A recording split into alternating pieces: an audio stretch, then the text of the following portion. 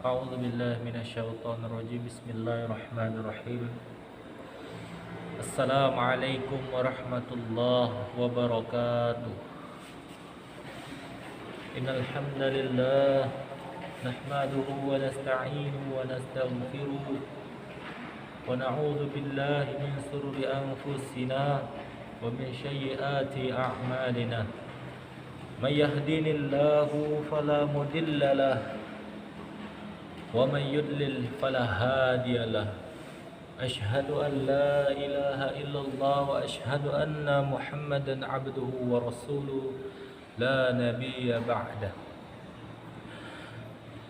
فقال الله تعالى في كتابه الكريم أعوذ بالله من الشيطان الرجيم بسم الله الرحمن الرحيم قل أعوذ برب الناس ملك الناس إله الناس من شر الوسواس الخناس الذي يوسوس في صدور الناس من الجنة والناس.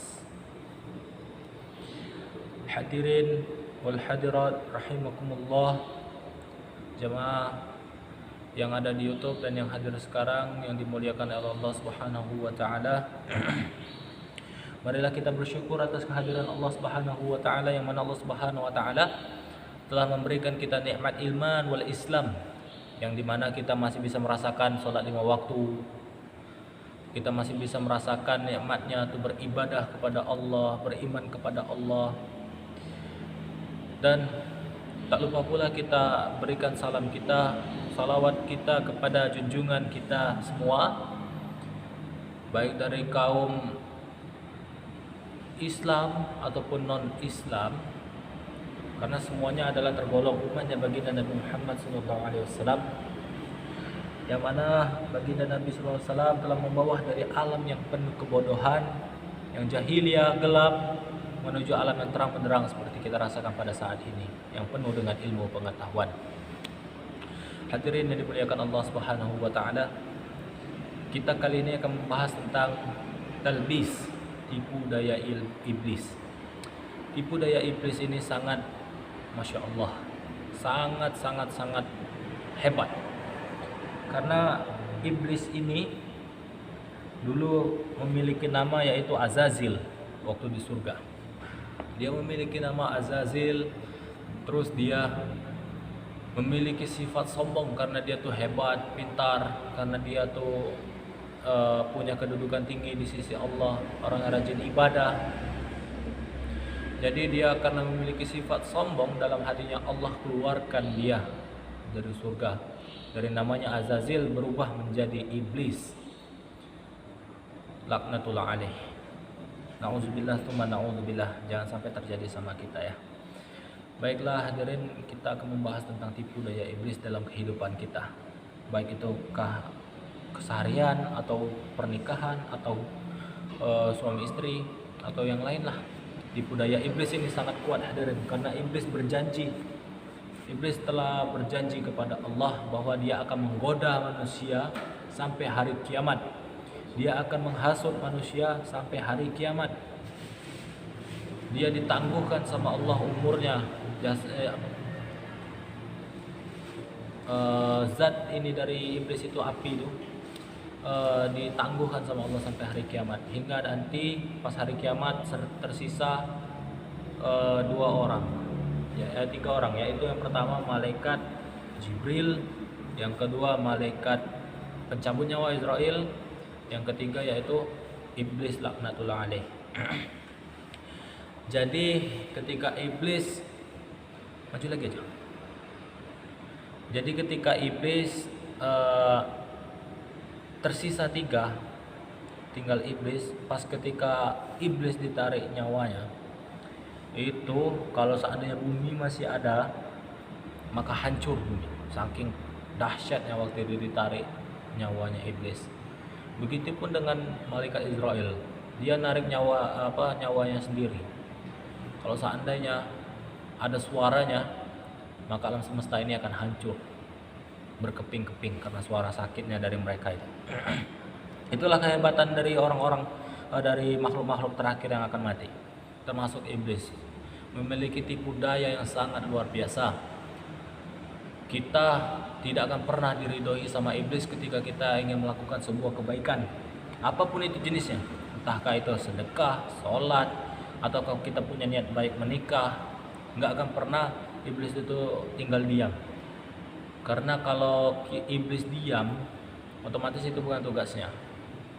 Karena iblis itu tugasnya bakal menghasut manusia sebanyak-banyaknya untuk diajak ke nerakanya Allah Subhanahu wa taala. Jadi contoh kayak dalam sebuah hubungan lamaran atau mau udah masuk ke tahap serius, itu nggak akan lepas dari tipu daya iblis, dari kekuatannya iblis. Karena otomatis nanti ketika dia melamar atau ketika dia udah dekat, iblis akan buka semuanya tuh. Padahal dia cantik, dijelek-jelekkan sama iblis muka dia, baik dari laki-laki atau perempuannya, dijelekkan mukanya. Sudah tuh dibuat masalah, dibuat api, jadi besar, jadi nggak jadi nikah. Iblis senang kayak gitu, karena iblis tuh nggak akan ngajak langsung pisah kayak gitu. Nah, kalian pisah, tidak boleh bersama. Kalau iblis nggak gitu tugasnya, tapi iblis tuh pelan-pelan, dia memiliki cara sendiri yang halus. Iblis itu hebatnya iblis.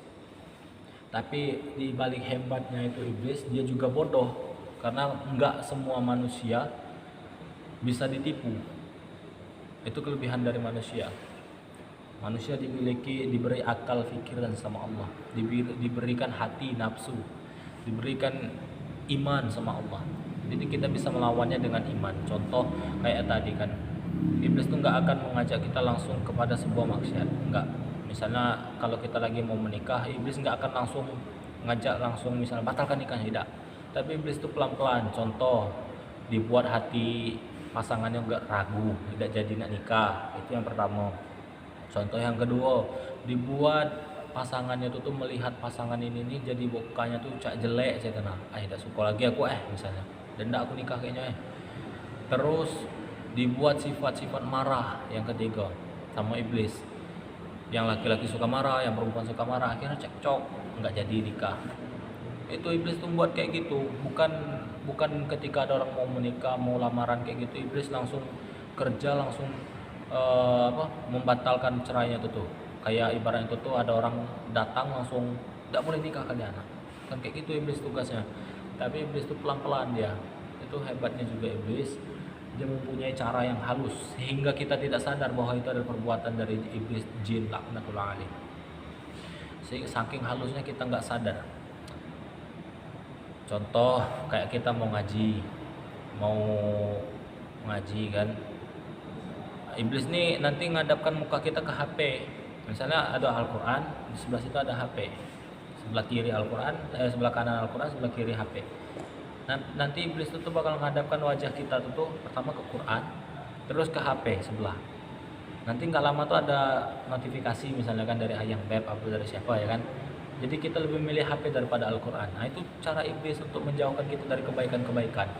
Jadi jangan sampai kita kalah sama iblis, jangan sampai kita mau ditipu sama iblis. Jangan sampai, na'udzubillah. Kalau misalnya kita tertipu sama iblis, kayak gini cara ngelawannya. Misalnya kita tadi udah berhasil dikalahkan iblis. Misalnya tadi mau ngaji malah nggak jadi, malah main HP kan, malah tidur kan. Itu tipu daya iblis tuh. Nah, kalau misalnya kita tadi kalah sama iblis, pas bangun, kalau tadi yang harusnya waktunya cuma sejam ngaji, kita ngaji 2 jam. Nah itu namanya kita ngalahkan iblis setelah bangun. Tapi kalau misalnya kita tidur, terus kita tidur nggak jadi ngaji kan, pas bangun juga nggak jadi ngaji, itu namanya kita tetap kalah sama iblis. Jadi yang dimasukkan kalah sama menang dari iblis ini, kalau kita tadi tuh gagal dalam menghafal Quran misalnya atau membaca Quran, tidur kita atau dihadapkan ke hal yang lain, ya HP misalnya. Jadi kita harus lawan pas bangun atau pas ketemu Al-Quran. Itu kita yang awalnya main HP cuma sejam, yang tadi maunya cuma sejam ngajinya jadi 2 jam ngaji. Harus ditingkatkan, harus lebih daripada tadi. Misalnya sejam setengah ada apa-apa, atau sejam lebih 10 menit apa-apa. Yang penting kita harus menang dulu daripada yang tadi. Itu salah satu cara melawan iblis. Sudah tuh yang kedua, yang paling penting ini yaitu tahu sebelum melakukan semua kegiatan tuh ta'awudz dan bismillah itu jangan sampai tinggal. Misalnya contoh, kita mau ngaji, di sebelah ada HP. Kita mau seandainya ya ada notifikasi misalnya kan dari ibu misalnya kan.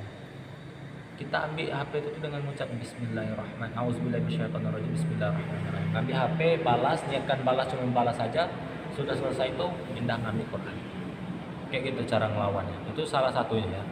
Tapi ini yang penting, yang lumayan penting lah. Niatkan bismillah, auzubillahi minasyaitonirrajim supaya iblis tuh nggak berhasil ngoda kita untuk main HP terus, nggak berhasil ngoda kita untuk batal nikah kayak gitu. Bismillahirrahmanirrahim. Pas kita mau ngelihat wajah calon pasangan kita, bismillah, auzubillahi minasyaitonirrajim, bismillahirrahmanirrahim, la haula wala quwwata illa billah. Kita lihat pandangan. Insyaallah iblis tidak bisa nipu daya mau dijelek-jelekkan mukanya.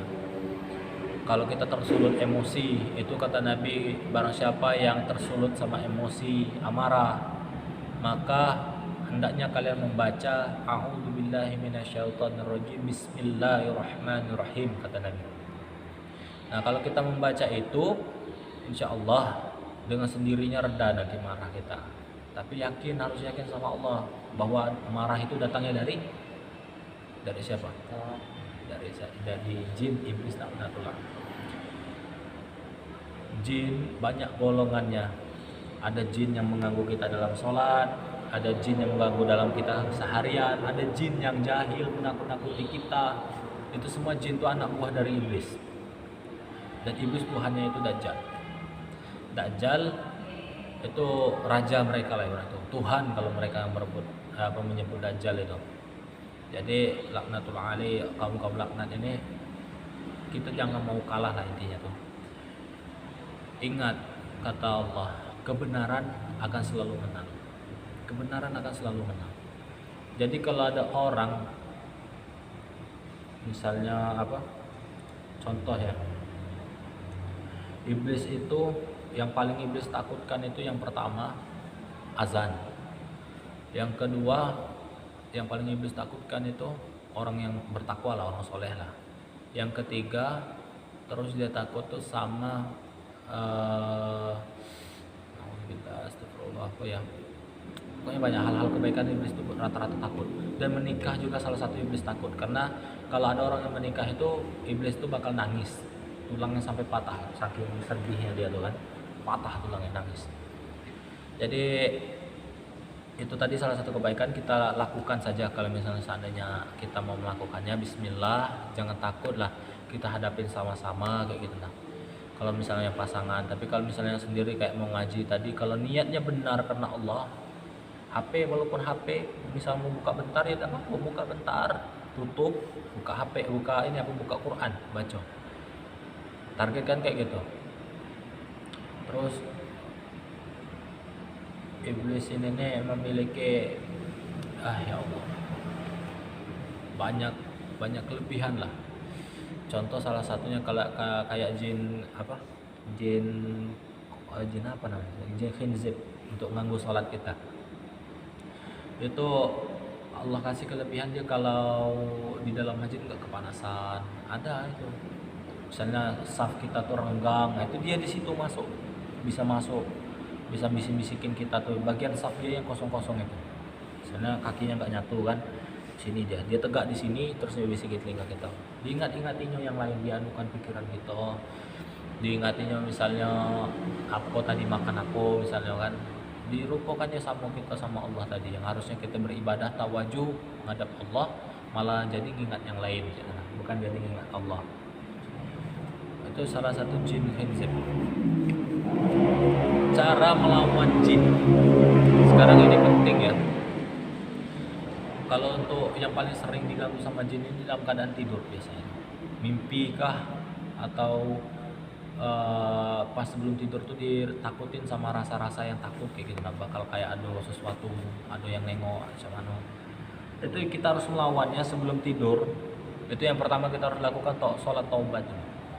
Sholat taubat sebelum tidur, ngaji, paling enggak ngaji yang paling disunahkan sama Nabi itu tuh baca surat ini Tabarok atau Al-Mulk, Tabarakalladzi biyadihil mulk. Kalau mau lebih lagi, kalau mau rezeki lancar, baca surah Al-Waqi'ah.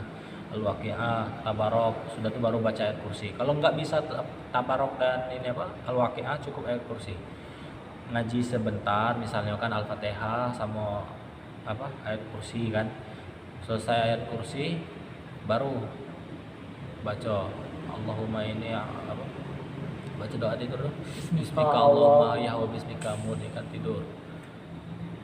Jangan tidur tuh jangan pakai tidur cara setan. Setan tuh tidur tengkurap dan ngadap kiri. Nah itu jin kayak gitu kalau tidur. Jadi kalau kita misalnya tidurnya tengkurap atau ngadap kiri, ya otomatis mereka ngikut lah. Itulah ada yang sering kejadian ketindihan, ada kejadian yang apa tidak bisa bangun tapi nyut sadar gitu nah. Ketindihan tuh? Ketindihan dia sadar, matanya bisa nengoknya bisa dengar, tapi tidak bisa gerak. Nah, itu ketindihan namanya. Nah itu Suden tuh kalau misalnya kan kita tidur tuh dianjurkan menghadap kanan. Apakah juga dianjurkan kalau kita tidur menghadap kiblat? tidak apa hadap kiblat. Cuman jangan kaki yang hadap kiblat tuh tidak boleh. Kalau misalnya tidur kaki tidak boleh ngadap kiblat. Mereng. Tapi badan ngadap ke sini. Kan kanan ini kan? Kiri ya. Berarti harus situ. Kepalanya di situ. Oh, kaki mana kalau masuk menghadap kiblat? Kaki pokoknya kalau nak tidur tidak boleh kaki itu menghadap kiblat. Di siko. Tidak boleh. Kalau di siko? Tidak apa-apa. Kalau yang menghadap kiblat tidak adab namanya tuh. Sudah tuh tidur pakai sarung lah kalau enggak kan. Kalau tidak apa-apa sih sebenarnya bebas aja. Cuman untuk menjaga antisipasi ya kan. Takutnya kita bocor kan apa maaf ngomong junub ya kan, mimpi basah. Kita tidur misalnya di atas sejadah. Kalau kan orang sering itikaf ya kan, tidur di atas sejadah misalnya kan. Ya nggak lucu lah kalau misalnya dia junub, misalnya ada bekasnya di sejadah tuh. Itu harus dibersihkan. Apa kalau misalnya dia kencing kan, kalau misalnya dia udah gede tapi masih anak-anak kan. Ada. Terus manfaatnya juga pakai alas tuh untuk menghindari apa namanya ences, biar nggak tumpah kayak itu. Orang sujud bukannya bau harum malah bau kematian, bau ences. Kita lanjut lagi dulu ke ini apa tadi terakhir tadi yang dibahas terakhir tadi Tidur. sebelumnya Dia tidur.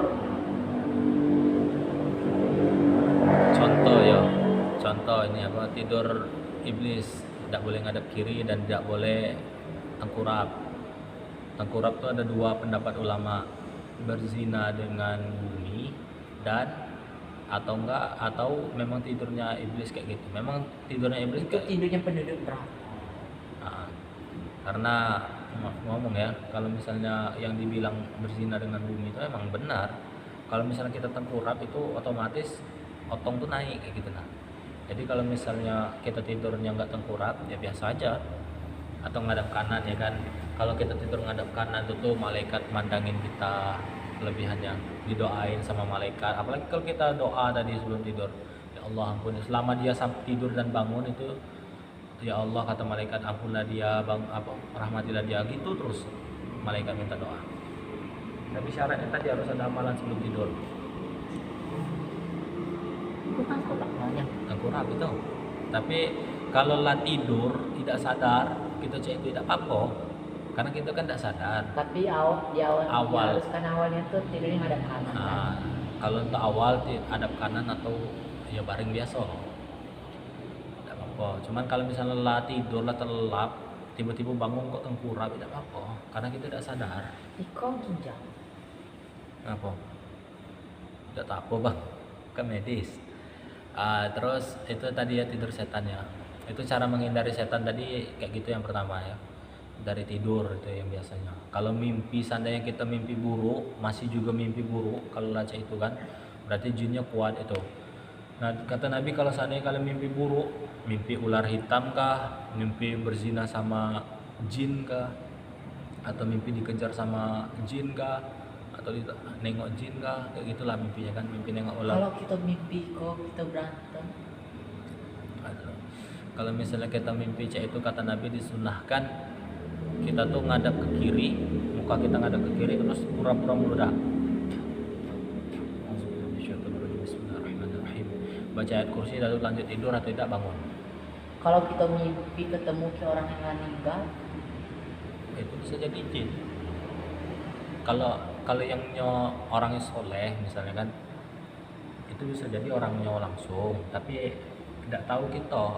Pokoknya kalau misalnya kita ketemu orang-orang soleh dalam mimpi, kita tetap bilang Allahu a'lam, karena Allah yang maha tahu kan. Jangan terlalu fanatik dengan, misalnya kan ada kayak orang kan, saya mimpi misalnya ketemu guru saya misalnya kan di dalam mimpi, dia bilang kayak gini kayak ini. Jangan terlalu fanatik untuk diikutin, kecuali kalau seandainya kita dapat mimpi petunjuk yang benar di mimpi, terus kita dapat juga secara nyata itu yang benar, selaras kayak gitu, nah petunjuk dari Allah. Kita sholat masih kita minta petunjuk sama Allah ya kan, Allah kasih petunjuk kayak gitu, bisa jadi itu kebenaran. Tapi karena kata Nabi, jin itu tidak bisa menyerupai bentuk-bentuk yang suci. Contoh Nabi tidak bisa, terutama Nabi Muhammad, jin tidak bisa menyerupai malaikat, tidak bisa, Allah tidak bisa, jin. Jadi selain dari itu bisa. Selain dari itu bisa jin. Ulama pun bisa jin. para tabi'nya Bisa. Sahabat pun bisa. Sahabat entah Allah alam ya. Tapi aku belum pernah dengar ini ya. Apa dalilnya yang tentang sahabat. Tapi Allah alam, aku tahu bisa kan, karena sahabat kan bukan nabi ya kan.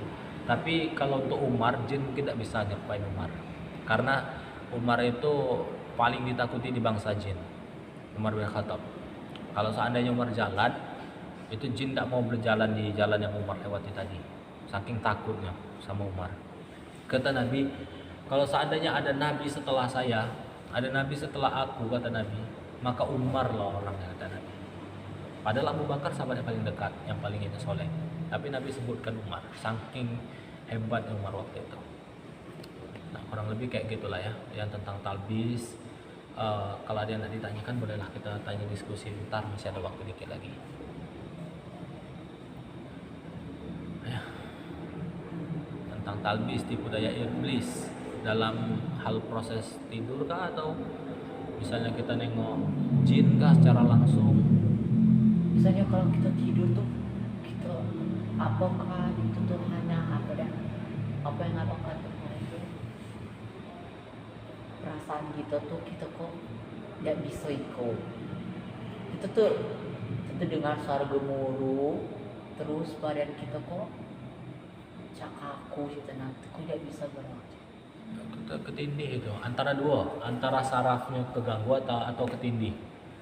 Karena ada medis juga ngomong, abang pernah baca di Instagram, kalau misalnya orang tidak bisa gerak itu tuh antara dua, kata dia, kata medis, antara penyakitnya medis atau enggak non medis, bukan penyakit antara penyebabnya gejalanya medis dan non medis. Yang gejala medis itu ada saraf yang terjepit.